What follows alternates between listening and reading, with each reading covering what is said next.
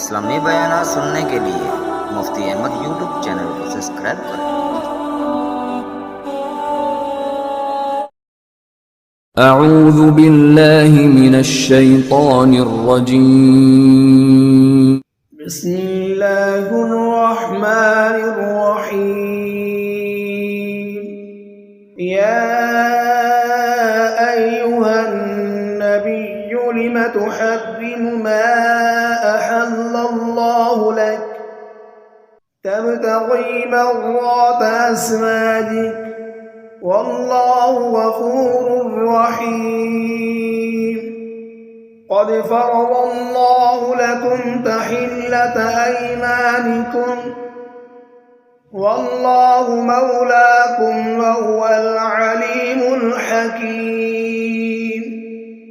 وإذ أسر النبي إلى بعض أزواجه حديثا فلما نبأت به وأظهره الله عليه عرف بعضه وأعرض عن بعض فلما نبأها به قالت من أنبأك هذا قال نبأني العليم الخبير. إن تتوبا إلى الله فقد صغت قلوبكما وإن تظاهرا عليه فإن الله هو مولاه وجبريل وصالح المؤمنين والملائكة بعد ذلك ظهير. عسى ربه إن طلقكن أن يبدله أزواجا خيرا منكن مسلمات مؤمنات قانتات تائبات عابدات سائحات طيبات وأبكارا.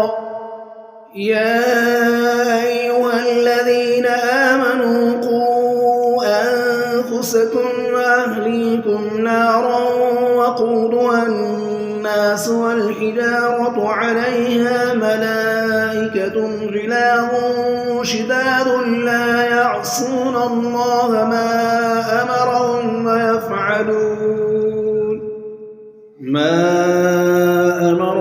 ويفعلون ما يؤمرون.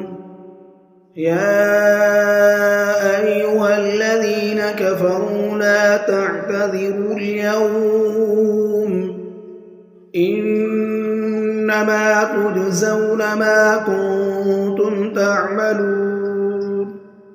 يا أيها الذين آمنوا توبوا إلى الله توبة نصوحا عسى ربكم أن يكفر عنكم سيئاتكم ويدخلكم جنات تجري من تحتها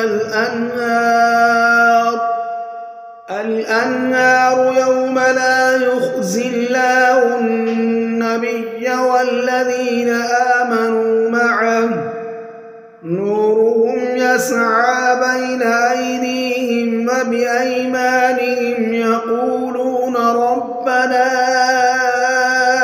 أتمم لنا نورنا واغفر لنا إنك على كل شيء قدير.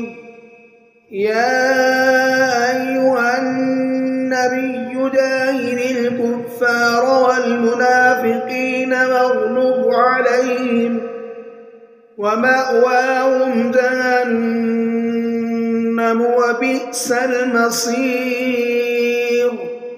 ضرب الله مثلا للذين كفروا امرأة نوح وامرأة لوط كانتا تحت عبدين من عبادنا صالحين فخانتاهما فلم يغنيا عنهما من الله شيئا وقيل ادخلا النار مع الداخلين. وضرب الله مثلا للذين آمنوا امرأة فرعون إذ قالت رب ابن لي عندك بيتا في الجنة ونجني من فرعون وعمله ونجني من القوم الظالمين. ومريم ابنة عمران التي أحصنت فرجها فنفخنا فيه من روحنا وصدقت بكلمات ربها وكتبه وكانت من القانتين. صدق الله